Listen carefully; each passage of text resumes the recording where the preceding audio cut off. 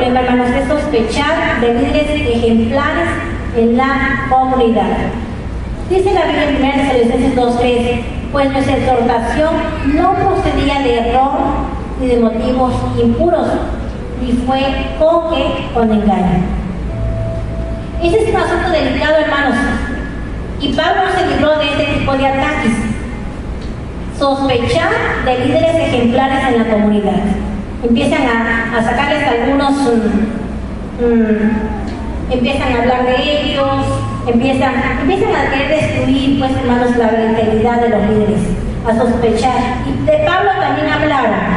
Pablo dice, no se libró de este, y hermanos, eso nos deja también muy mal parados como iglesias, que empiecen a sospechar, hermanos, de esos líderes que son muy ejemplares, inclusive de pastores, de hermanos que están muy consagrados, empiezan a estar sospechando, empiezan a estar hablando mal, empiezan a estar diciendo de algunas cosas, porque ven algunas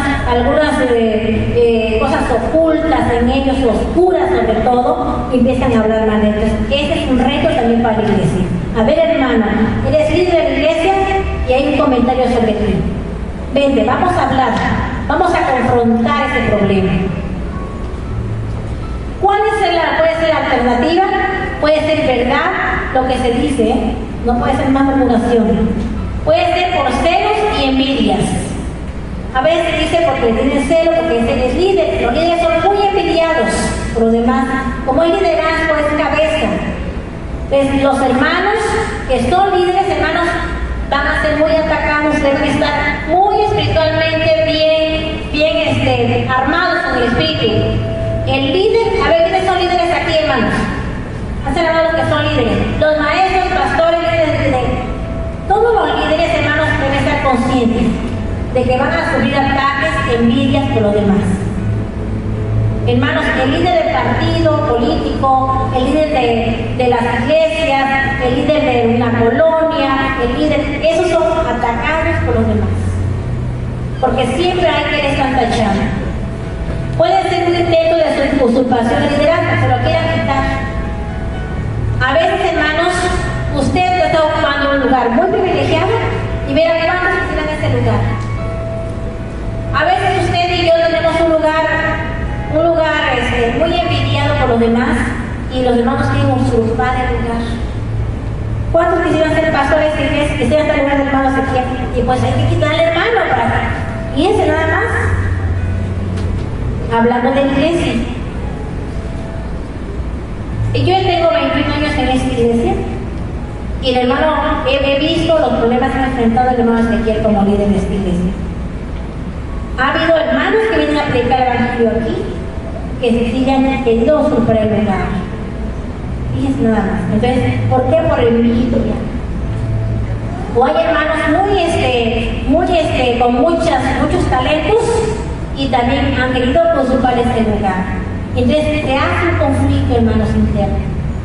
Dios quiera, ¿verdad?, que nos ayude a resolver todos esos tipos de conflictos. Que Dios bendiga a mis hermanos, a los hermanos líderes sobre todo. ¿Cuál fue la solución? Ser sinceros y humildes. Y 2, disciplinar, perdonar al ofensor. Hay cómo resolverlo. Sexto problema y sexto conflicto serían las herejías. ¿Saben qué es una herejía, hermanos? A ver, ahí dice que es una herejía. Pásamelo ¿Qué es una herejía, hermanos? Es incurrir en falsas enseñanzas o doctrinas antibíblicas. También es un problema, hermanos. La doctrina cristiana, hermanos, a veces se mete mal, hablan más de lo que dicen, no es lo que debe ser. Entonces, uno dice, en cuanto sobre todo el Espíritu Santo, ¿qué dicen del Espíritu Santo? Y eso, hermanos, empieza a haber problemas en la iglesia por las herejías.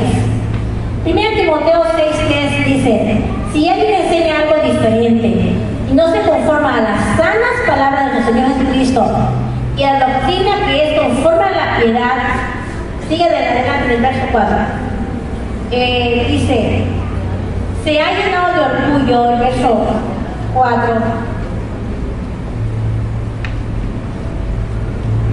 y no sabe qué, nada. Miren, hermanos, si alguien enseña algo diferente, dice Timoteo, y no se conforma a la sana palabra del Señor Jesucristo y a la enseñanza o doctrina que es conforme a la piedad, pues entonces, hermanos, se llena de orgullo y no sabe qué, nada. Hermanos, la palabra del Señor debe ser interpretada o debe ser una hermenéutica conforme al Espíritu Santo. Si usted y yo la queremos interpretar a nuestro propio albedrío, nuestra propia libertad, no estamos bien ya. O nuestros propios intereses personales. Esta interpretación bíblica, hermanos, es del Espíritu Santo, no mía. Dice, Señor, dame palabras. ¿Qué voy a decir a los hermanos? Que sea conforme a lo que tú quieres, no lo que yo digo. Porque es palabra tuya, no es palabra mía. Y entonces la hermenéutica que yo estoy empleando, hermanos, debe venir ¿de dónde? Del Espíritu Santo. Si no, entonces soy un hereje. Estoy interpretando a mi manera, a mi propio discernimiento, como yo lo quiero, como yo me gusta. Hermanos y amigos, la palabra de Dios es fiel, es verdadera, pero habrá que interpretarla con la obra, ¿con qué? Con la ayuda del Espíritu Santo. Gloria al Señor por ello. No es lo que yo estoy diciendo, es palabra de Dios quien la esté diciendo, pero ¿qué, hermanos?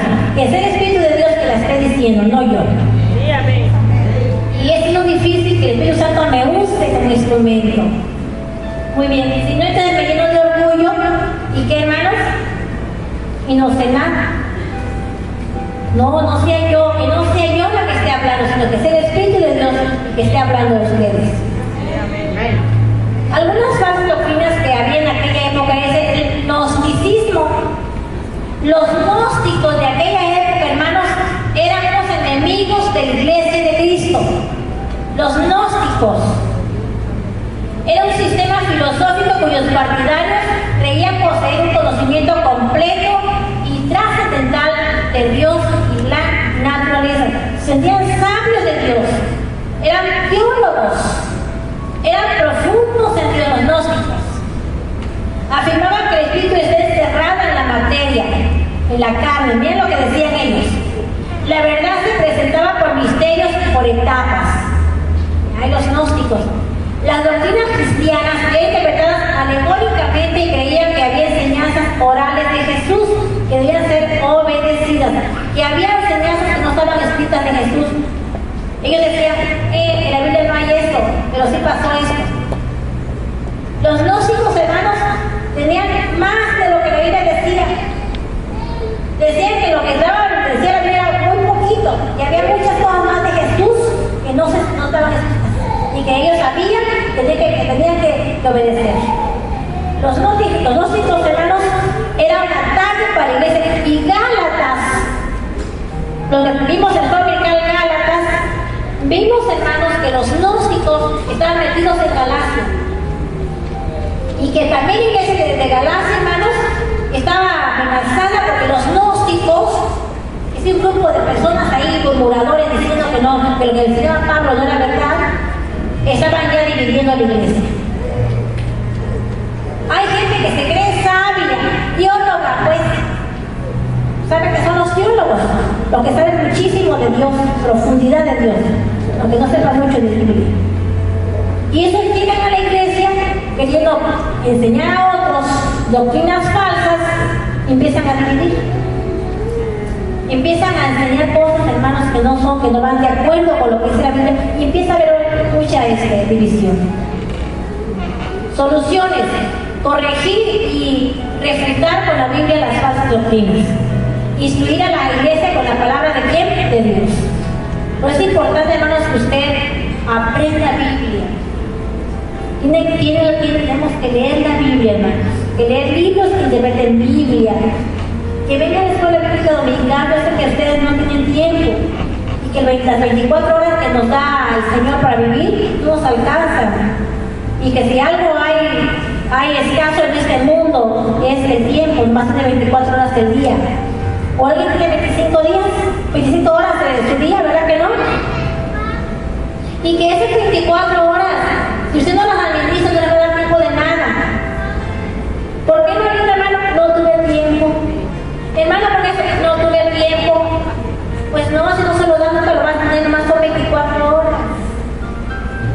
Nomás son 24 horas, solo administre, haga cachito y priorice. Es decir, ¿cuál es lo más importante para usted? Nada más eso vamos a hacer. No podemos hacer tantas cosas. Tenemos que hacer nada más nuestras prioridades. Y si usted no le tiene pueblo dominical, es que no es su prioridad. Así de fácil.